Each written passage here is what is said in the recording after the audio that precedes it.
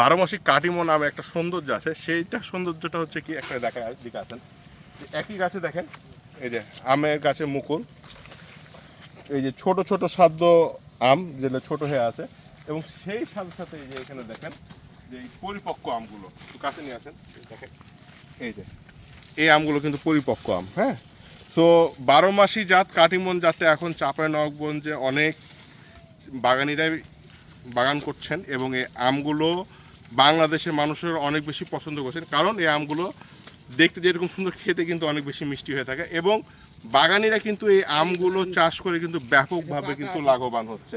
হ্যাঁ, এই যে আপনাদেরকে দেখালাম যে যে গাছে মুকুল আছে, এই যে এখানে কিন্তু আমগুলো পাড়া হচ্ছে, দেখি দেখান, এই যে এই যে এই আমগুলো কিন্তু পাড়া হলো।